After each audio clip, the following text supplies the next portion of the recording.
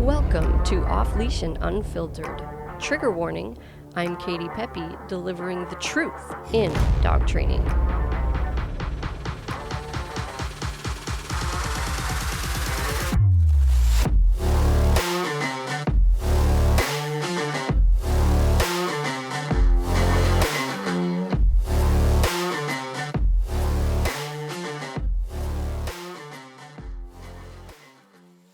Hey everybody, welcome back to another episode of Off Leash and Unfiltered. I'm Katie Pepe, owner of Diamond Canine Dog Training in Biddeford, Maine. We specialize in e-collar training for off-leash obedience as well as behavior modification, simple stuff like jumping on people, barking, getting into the trash, digging holes, all that stuff our dogs do, as well as more severe stuff, so separation anxiety, reactivity, aggression, guarding things, all that sort of stuff. We do all that.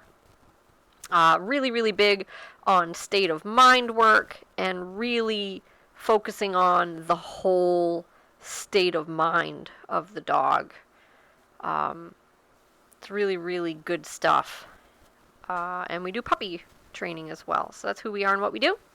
And this podcast is brought to you as our way of just sharing everything we think and see and experience and talk about day in and day out with our customers. This is here for us to share all of that stuff with you. So today, and forgive me, I don't know what this is going to sound like. I'm recording from home today, which is a bit unusual. I'm sure everybody listening to this thought I had like a huge team working on this podcast of like 50 people, right, in a really professional recording studio and everything, but not the case. I'm actually just a really angry middle-aged woman sitting in her kitchen drinking a rum and coke at 2 p.m. talking to herself. So thinking maybe if I record it and put it on the internet, somebody will listen to it. But anyway, anxiety, guys. Anxiety. So most of us have at least a little bit of that, right? It's pretty normal. Some of us have a lot of that, and a lot of our dogs have a lot of that. So I thought this was a great topic to delve into, because right now for Board and Train, I mean, we just have a house full of anxious dogs. So honestly, it'd be somewhat cathartic for me to be able to talk about it a little bit, because when you're surrounded by it all the time, it can be a little draining sometimes, because you get to pay attention to everything all the time, every little moment, which, I mean, I guess my job in general, right, training in general, and having the dogs come home with you and just be there all the time, you really have to be on all the time. But there's something special about a dog that's really anxious. Like, it really takes extra strength, and a lot of you have those dogs, so maybe you can get something from this that you didn't have before. That's the hope, anyway. So, I mean, when we're talking about anxiety, what does that even mean? Like, what does that mean? So there's, like, different types of anxiety, right? And we could try to break it down, like, textbook style and categorize it.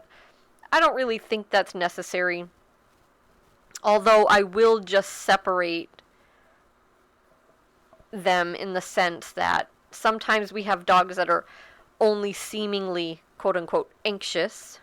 And I say quote-unquote because really largely it's an opinion, right? There's no, like, test to see if your dog is anxious. There's no, like, definitive diagnosis, but you kind of have a good sense based on what you see that your dog's really uncomfortable in situations where they shouldn't be, and to me that's anxious.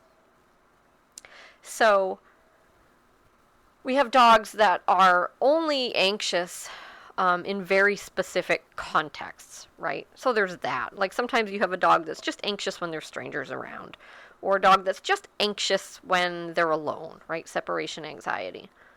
And sometimes we have dogs that are just kind of anxious all the time. And I think a lot of what we're going to talk about today really can be applied to any of them. But I think the more general it is, the more your dog tends to exhibit that stuff across the board in a variety of contexts, and the more important this stuff is.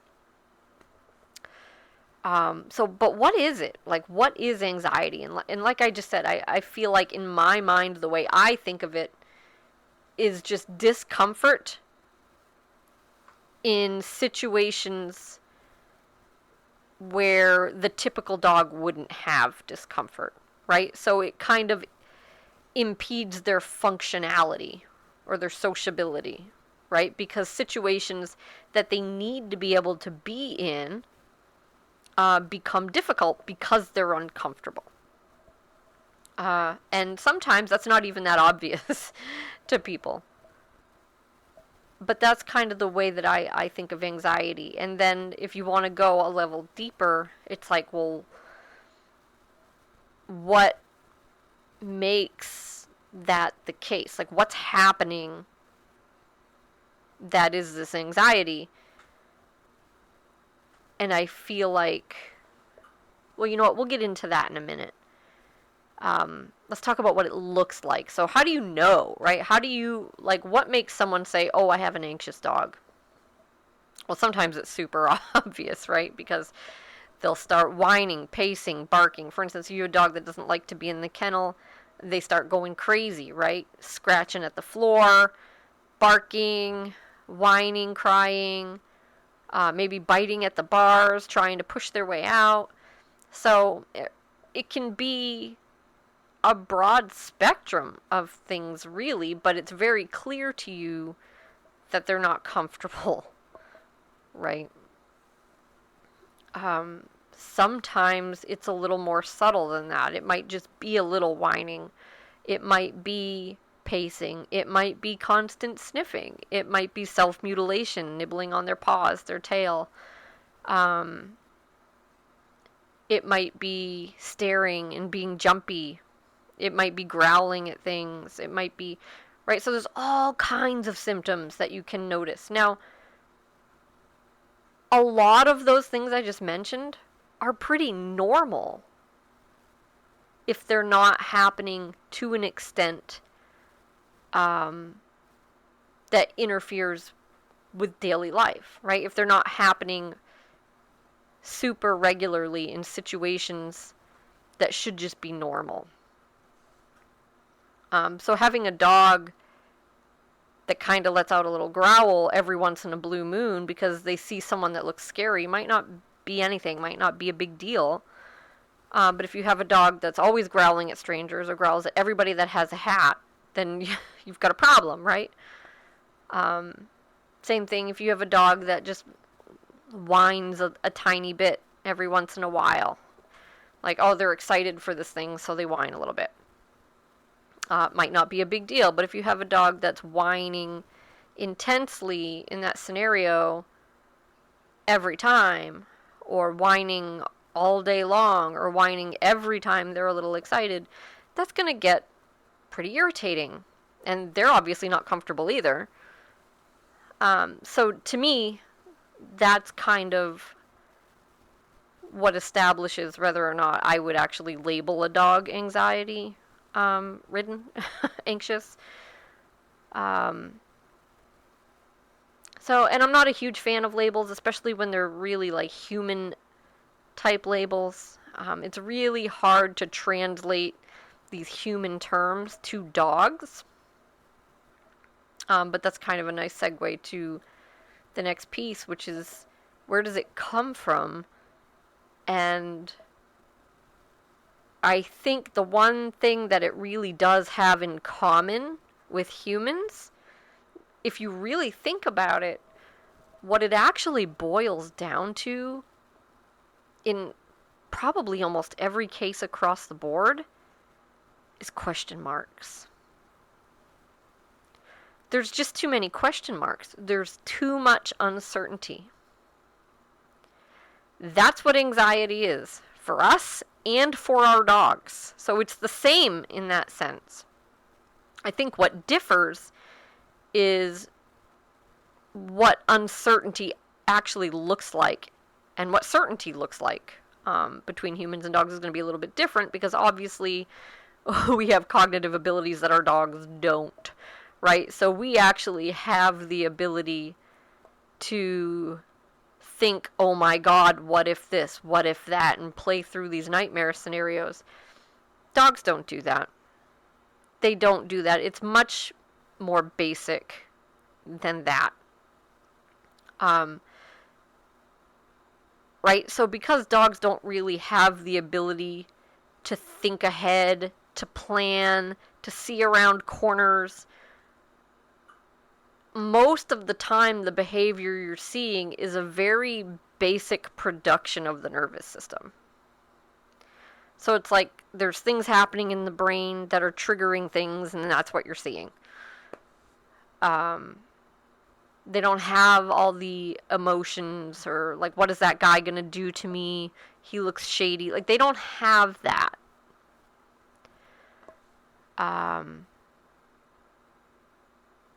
But so question marks. And so some dogs cannot handle those question marks. Some dogs can. And it just doesn't matter to them. They're fine. But a lot of dogs can't. And what we see is the more question marks they have surrounding them, the more they just kind of fall apart, right? So it's almost like pouring water into a very flexible vessel that has no real shape or integrity to it, right? It's like it just kind of gels out all over the place, and that's kind of what I think of these dogs as being and feeling like. It's like there just is no real clear form to take. Right? So they just kind of ooze all over the place. I know this analogy is getting weirder. Let me think. How else could I put it? I don't know. I mean, it's not a terrible analogy. So you have a pitcher of water and you pour some of it into a glass and you pour some of it into a sandwich baggie. Right? And so one has a very well-defined structure and there's no real question marks. You pour it into a baggie and it just kind of goes wherever, right? So it depends if it's on a flat surface or if it isn't, and if it's level or if it's tilted. It might even just spill out. So the more defined the vessel, the fewer question marks there are. And we can provide our dogs with that definition. And this is the part that doesn't come real naturally to people. It's very counterintuitive, is to be, you know, when I say your anxious dog needs more rules, more boundaries, more consequences, people go, huh? And it's just not in our nature. It's in our nature to pet, to soothe, to touch, to reassure. And those things are detrimental to your dog's well-being. Not always. I'm not going to tell you if you pet your dog and tell him it's okay that you're going to ruin your dog. But if you have a truly anxious dog, that cannot serve him well or her well. It simply can't. And it often serves to continue nurturing the anxiety and making things much worse. Here's the thing. You take two anxious dogs, and we see this a lot, especially with shepherds. We see this kind of anxiety. And we see a lot of like going in circles and whining and pacing and sniffing and self-mutilation. And I mean, you can see it with any dog, but I have a shepherd here right now who's pretty anxious, and I definitely see it at a higher rate with them. And I mean, these are dogs that were supposed to originally be bred to do real work, hard work, and we don't do that anymore. You know, our dogs are just couch potatoes, or we go and we do the, we do the agility, which is fine. I don't have anything against agility, but it's like we do this soft, fluffy stuff and this energetic stuff, but we don't provide them with any real work. We don't provide them with any real rules or boundaries. And if you can do that, if you can take a dog and you can say, okay, we're going to stop this craziness today. We're going to clean up all these question marks for you. What it would look like is you're going to be in your kennel. You're going to be calm and quiet when you're in your kennel. There's a consequence if you're not. Then when you come out, we're going to do whatever, but it's going to be my decision. And probably for a little while, I'm not going to just turn you loose in the house or in the yard. Maybe we're going to go for a walk. If we go for a walk, we're going to walk in a heel. Right? So you need to walk out my left leg. You're not going to be sniffing the ground. You're not going to be staring at anything in the environment. So those are rules, and they have to focus on healing. Right? And by the way, when your dog is focused on healing, they can't focus on all the stuff that makes them uncomfortable. Because they don't have the brain space for that. So now you're starting to change the brain. Because now you're forcing, dirty word, forcing the brain to do something else besides wallow in anxiety. Let's do this instead. Rules, boundaries, consequences. Walk in a heel. Okay. Then we come back. Maybe I'm going to put you on place. You're going to be on place for an hour or two or whatever. You have to stay on place quietly and calmly until I let you off. There is a consequence if you don't do that. Because here's the thing, guys. If you do all of this stuff and there's no consequences, none of it matters. None of it matters. Because, number one, it'll never really look that good because it doesn't have to. Because it's optional. And if it's optional, you still have all kinds of question marks. Right? Because it's up to the dog. It's up to the dog. It's up to the dog. It can't be up to the dog. If it's up to the dog, you will never solve your problems. It can't be up to the dog. Leaving it up to the dog is what's supporting the anxiety. I'm not going to say it created it, but it certainly didn't help. And it's allowing it to continue to fester. Right? Then maybe I'm going to take you off there. We're going to go throw the ball around, whatever. That stuff's fine. Right? But I'm not going to let you just walk around the house. Go. Who's out here? I'm going to look out the window. I'm going to go lay over here and I'm nibble on my paws. I'm going to go chase my tail. I'm going to pace back and forth wondering where Dad is. I'm going to bark at the door. No. We're not doing circles. We're not pacing back and forth. We're not whining. We're not barking.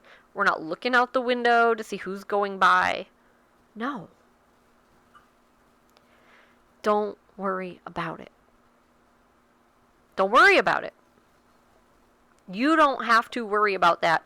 You have to worry about what I tell you to do. So to some people, that just sounds so mean. It is the kindest thing you can do for your dog. It is a gift. And yeah, at first, there might be some times and some days and some moments where your dog is like, well, holy shit, that sucked. Oh my God, I don't like this. What is this? The sky is falling. But that's not going to last, right? This anxiety that they're in now, that shit's not going away. They're going to spend every day for the rest of their life until their last breath feeling that way. Whereas, if you can shift that chronic anxiety to what might be some episodic, short-lived anxiety about consequences, that's so worth it, guys. right? Because it doesn't take long, at least if you're consistent and you do everything properly, it doesn't take long for that anxiety to melt away. Because it is 110% predictable, which means no question marks. You're getting rid of the question marks. When we go out on a walk, I expect you to walk here and walk this way and adapt to my pace and not worry about who's behind you. Right? So your dog does this a few times, a few dozen times, a few hundred times. And guess what? It's old hat. We just go out, we walk. My dog walks next to me. They're not worried about anything. Question marks? Nope. And yes, there's a consequence if they don't do it, but the dog knows that and they know how to avoid it. Right? So it's like you driving off a cliff. Right? You're not going to do that, so you're not anxious about that because you're just not going to do it. Like, you know that would be awful. You know it could happen, but you're not going to do that. Your dog has that ability. Right? If you do it properly, the consequences are connected to their behavior, and they are so consistent and reliable and predictable that it's a huge relief to go and exhale. All I have to do is this, and nothing bad happens. And hey, I'm no longer worrying about all this other crap. Like, I now have a place to put my energy, my focus, my drive, especially if I'm a working dog. And I know what's going to happen. I know what to do. I know what to expect. I know what's expected of me. I know everything is going to be fine. I just need to do this. Fantastic. Another analogy that I often use is, it's like, imagine that someone takes you and just drops you into this foreign place. And it's a foreign place, like, you open your eyes and it's a place that seems really scary. Like, maybe everyone's running around with firearms and they seem hostile, and you have no idea where you are. That would be rather terrifying, right? There's a lot of dogs that feel that way every single day. The world is like a battle zone. Now imagine you were just on your own, with no rule book, no directions. You'd be running around pretty sketched out, wouldn't you? That's what your dog is doing right now. But now imagine that somebody actually shows up and tells you exactly what you have to do.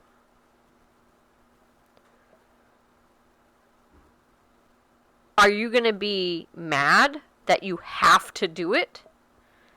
No. You're going to be insanely fucking relieved. Right? Because now you have instructions. How to navigate this. What to do. What to expect. Go here. You'll see this. Do that. Talk to this person. Right? A clear set of instructions. Obviously, that's a lot different than the instructions we give our dog. But it's an example that might make sense to you.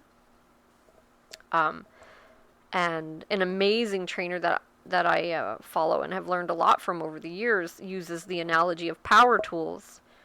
And I thought that was a great analogy too. Right? If you've never used a power tool, it's going to be probably pretty scary and damn dangerous, potentially, for you to just start, wielding around power saws and everything else. So you might have a lot of anxiety. Someone's like, hey, go do this with this tool. And that's it. Right? So you're on your own. You got no instruction. You got no experience. You don't know what to expect. Everything is, I don't know, I don't know, I don't know, I don't know. I don't know what I should be doing. I don't know. I don't know. I don't know. and it feels dangerous. Now, if somebody showed up and smacked you for putting your hand in the wrong place, okay, because you could cut your fingers off, yeah, in the moment, you might be a little taken aback. You might be a little shocked. You might be a little upset. But guess what? The next day, you're going to feel a little bit better. Because now you know not to put your fingers there. And you're going to feel a little bit more confident. Right? And then the other things that you shouldn't be doing that are dangerous. And once you have this set of rules, this clear path, and you know, I can't do that, I can't do that, I can't do that.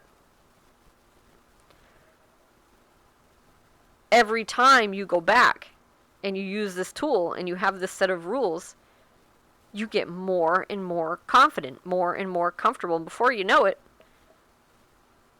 you're a whiz. And that's how it works. That's how you get confident. That's how you get comfortable. You do it, and you do it with a set of rules, right? And if you have to learn all those rules yourself, you can do that. We do that sometimes, right? It's like, it takes longer, it's harder. And dogs aren't going to teach themselves, okay? Again, because they don't have that cognitive thought process. And you can't sit your dog down to tea and explain to them that there's no danger. You can't sit them down to tea and explain to them that strangers are fine. Or that, we like little dogs and they shouldn't try to eat them. Or it just doesn't work that way. Your dog doesn't understand. He's a dog. Right? The best way you can help your dog in most situations is to give them clear rules, clear boundaries, clear consequences, and be consistent. And then your dog has just a well-lit, clearly defined path to walk, and they get to gain all kinds of confidence. The more they do it, the more confident they get. And that's when we see anxiety start to melt away. Now, if you have anxiety, your dog has anxiety in certain situations, the biggest mistake people make is just going after that one scenario, that one situation in a vacuum. That's usually a mistake. You got to look at the whole big picture. For instance, separation issues, all kinds of affection. It just nurtures that uncertainty, softness, weakness. Your dog needs stability. They need stable, firm ground to stand on. They need to know what's expected of them. And they need to know that it's not negotiable, even when things are difficult, and you walk away. Right? Because that's the hardest thing for a dog with separation anxiety. But nurturing that unhealthy codependence is a big problem in dogs that have separation issues. It's like little Maggie that I have here right now. Man, they were having a lot of trouble at home, and she's such a great dog too. She's just spunky and full of enthusiasm, and she learns really fast. Tons of fun to work with. But their problem was every time they put her in the kennel, she would just lose her shit, literally, because she would just go crazy mental, upset, couldn't be away from them, couldn't be confined, and poop all over her kennel. Regularly, all the time. She hasn't done that once. She's been here 2 weeks. She hasn't done that once. And that's not me blaming her owners. But it just really, really is it's a great example of how environment and relationship impacts the dog's state of mind and can change everything. Right? So obviously Maggie's a dog that has a proclivity for that behavior, for that state of mind, right? They didn't make her an anxious dog. She was born an anxious dog. But so then the onus falls on you to provide that dog with what they need. And so in their case, when little Maggie goes home, which is in just a couple of days, it's going to be no affection, guys. None. No softness. None. They have to build something different if they want to get over this obstacle. And it's going to be hard. It's going to be hard. But she can do it, right? We know she can do it because she's doing it here. She's thriving. She's doing great. But so there will be no affection, no touching. There will be lots of kennel time, lots of place time, lots of walking in a heel, lots of rules, boundaries, consequences, structure. Building something stable and firm and clear for her. And then if she's doing great, eventually they can start to filter in some of that stuff. A little more freedom, a little more touch. But it'll be really hard to walk it back if they start there, if not impossible. So it looks a little different for every dog, but at the end of the day, it's really all the same. Clear rules, clear boundaries, clear expectations. It is the best gift that you can give to an anxious dog. And that's it for today, guys. Thank you for joining me, and I look forward to having you all here next time. Bye.